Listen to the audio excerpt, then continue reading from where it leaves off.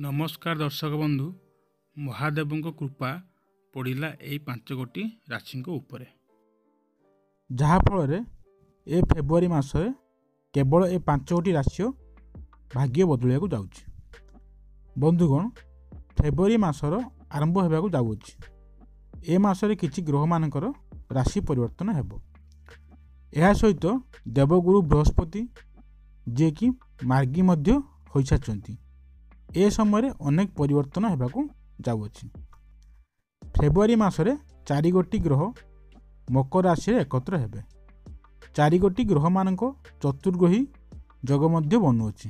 अर्थात ए मासर आरंभ ही ग्रह नक्षत्र मानकर किछि परिवर्तन द्वारा 12 गोटी राशि मध्य 5 गोटी राशि एपरि अछंती जे मानकर संपूर्ण मासटी बहुत भाग्यशाली रहियार अछि।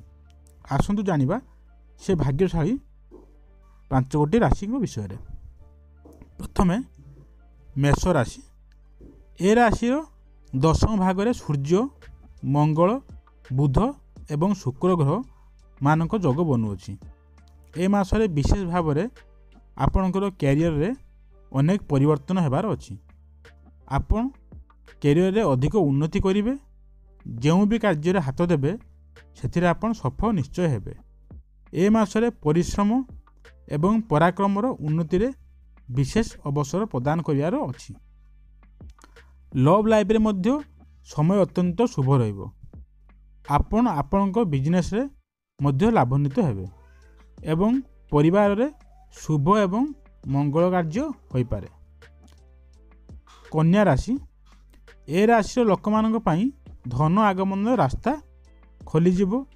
आपणको पंचम भाग रे सूर्य मंगल एवं शुक्र बुधंकर जग बनुअछि। जहाँ फल आपको संतान जनित खुशी खबर मिल पारे।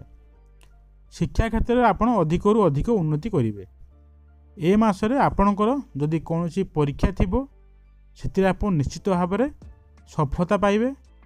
धन आगमन रे नुआ नुआ सत आपण को प्राप्ति हो पारे। आपणकर समस्त मनस्कामना मध्य पूर्ण हो जिवो। कर्कट राशि। ए राशि लोक मानक पई ए संपूर्ण मासटी तांको आशार अनुरूप एवं तांको कार्य रे सफलता मिलिया लागिवो। ए राशि सप्तम भाग में सूर्य मंगल बुध एवं शुक्रंकर जग बनुअछि। ए समय आपण अधिक व्यस्त रहियाकु लागिवे। कौन कार्य रे अधिक धाँ दौड़ करियाकु पड़िबो। ए समय आपण धन निवेश करिवार नुआ नुआ योजना करि पारंती एवं यात्रा रे जग मध्य बनुअछि एवं ए यात्रा आपणकर सफल हेबो। तुला राशि। ए राशि थिबा जातक मानक पई ए संपूर्ण मासरे कौनसी प्रकार आपनको बड़ धन लाभ होई पारे। आपणकर चतुर्थ भाग में सूर्य मंगल बुध एवं शुक्रंकर जग बनुअछि। जहाँ फल आपण कौनसी नूतन जानवाहन किनि पारंती। कौनसी प्रॉपर्टी जमी जमा आदि किनिबारे प्लानिंग करि पारंती। कार्य आपन को सफलता मिलिबो। आपण पई समय अत्यंत शुभ रहिबार अछि। कौनसी जगह को मध्य आपण यात्रा करि पारंती। आपण को लव लाइफ पई ए संपूर्ण मासटी शुभ रहिबो। कुंभ राशि।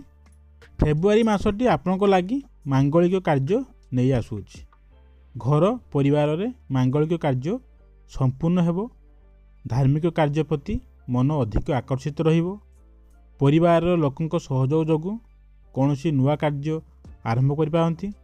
अध्ययन क्षेत्र में सफलता मिलिबो। घर परिवार सदस्यों संख्या वृद्धि पाइबो। अर्थात घर को कौनसी नुआ कुणिया आसी पारंती। संपूर्ण मासटी आपण खुशी रे रहिबो। आजिकार ये पोस्ट आपण मानकु केमिति लागिला कमेंट जणाबे एवं भक्ति सहकारे जय माँ लक्ष्मी कमेंट बॉक्स में लिखे एवं यही वीडियो आगको देखिया पई चैनल को सब्सक्राइब कर दियंतु। धन्यवाद।